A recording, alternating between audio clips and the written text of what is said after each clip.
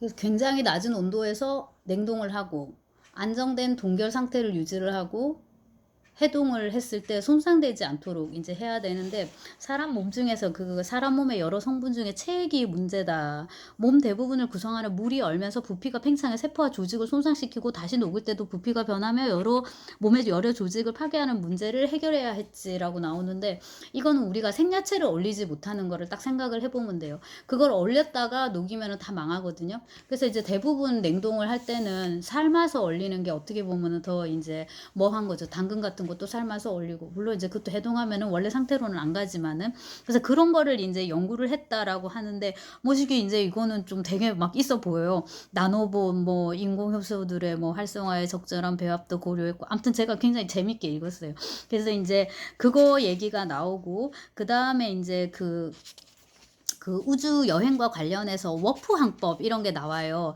또 이게 또 어려웠는데, 아무튼 이제 우리가 빛의 속도로 갈 수 없다면은 뭐 그 밖에 있는 이동하는 우주선을 둘러싼 공간을 왜곡하는 워프 버블을 만들어서 빛보다 빠르게 다른 은하로 도달할 수 있게 되었다. 156쪽인데 잘 모르겠습니다. 저는 워프 항법. 근데 잘 모르는 제가 보기에 뭔가 말이 되는 것 같은 그런 환상을 준단 말이죠. 그러면 이제 된 거니까. 다른 거는 이제 과학을 더 잘하시는 분이 이제 보시면 되는 거고. 그러다가 이제 우주 개척 시대에 2차 혁명이 일어났다. 바로 뭐냐면 고차원의 웜홀 통로의 존재가 있다는 것을 알려진 거예요. 이게 이제 워프 항법보다는 더 진일보한 이제 뭔 것 같은데, 말하자면 화석 연료를 쓰는 증기기관차보다 더 훌륭한 전기를 쓸 수 있는 뭐가 나오고 KTX가 나오고 이제 이런 식의 그건데, 웜홀, 그러니까 벌레 구멍이거든요. 그래서 요거를 이제 이용해 가지고 가게 되면은 되게 빨리 갈 수 있는 거예요. 근데 우주에는 되게 많은 이제 웜홀들이 있는데, 아까 그 말한 거기에는 슬램포니아, 자꾸 슬로베니아가 생각나서, 슬램포니아 여기에는 이제 그쪽으로 가는 이 웜홀이 없는 거예요. 벌레 구멍이. 그러니까 이건 블랙홀 같은 건 것 같은데, 그건 우리가 빨려 들어가면 안 되는 거 아닌가요? 근데 아무튼 여기서 웜홀은 뭔가 이용할 수 있는 지름길 같이 그렇게 보여요. 근데 이제 저쪽으로 가는 거는 그게 발견되지 않으니까 그쪽에 이제 우주 항로는 아예 그냥 닫아버리는 걸로 이렇게 된 거죠.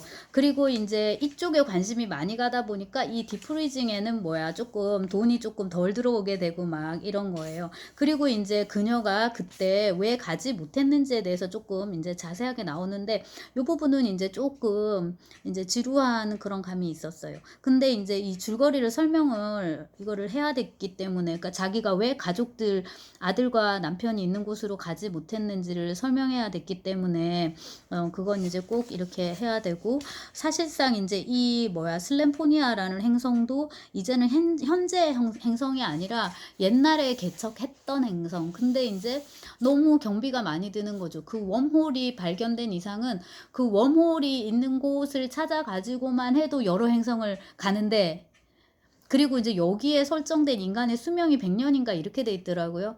근데 그동안에 그 행성도 다 못 돈단 말이에요. 근데 굳이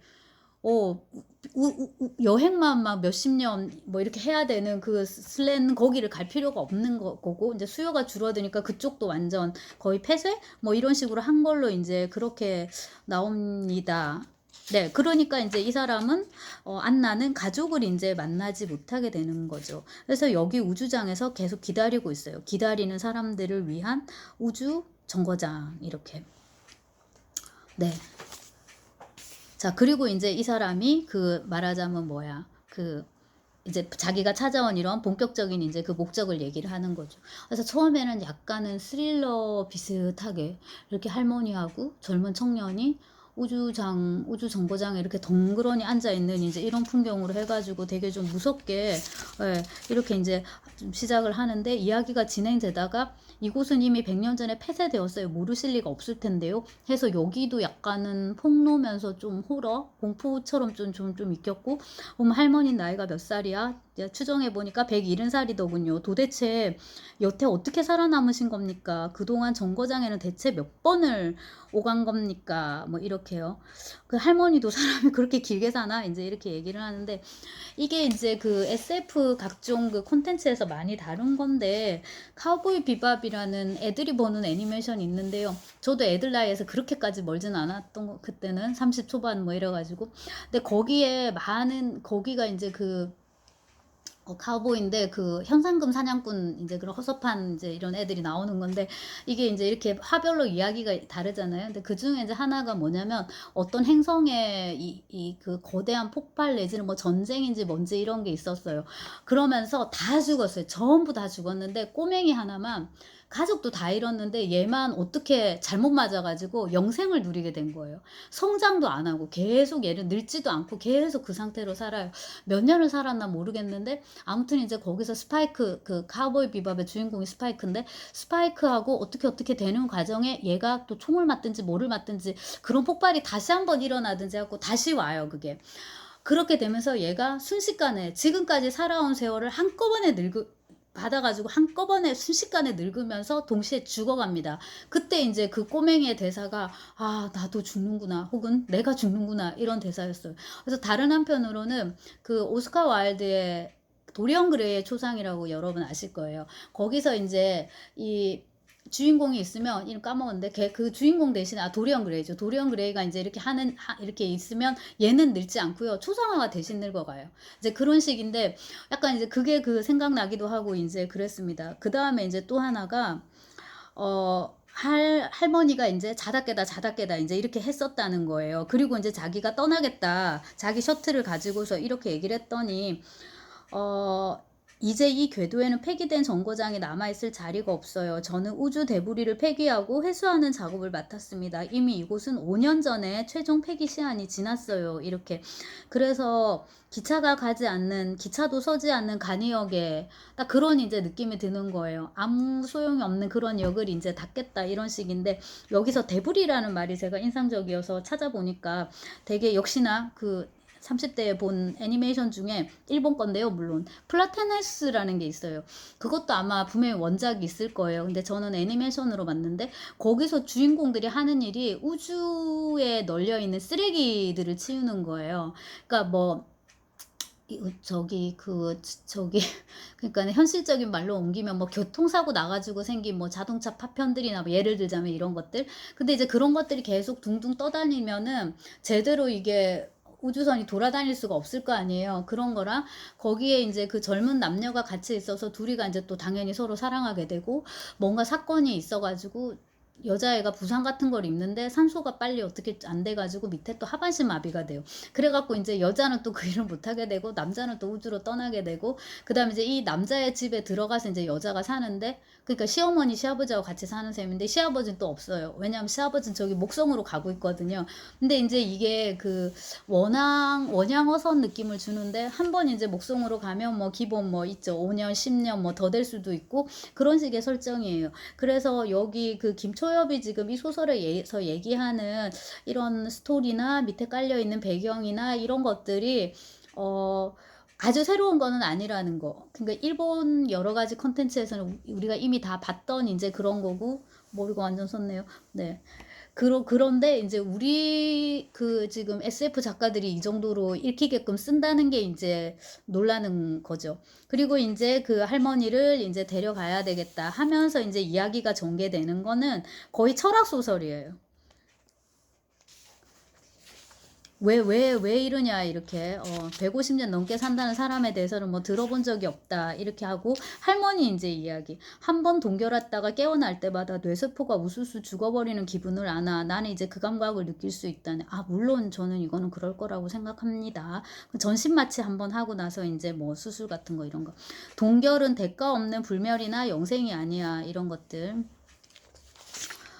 살아있음을 확인하기 위해서는 눈을 뜨는 순간이 있어야 하고 그때마다 나는 내가 살아보지도 못한 수명을 지불하는 기분이 들지.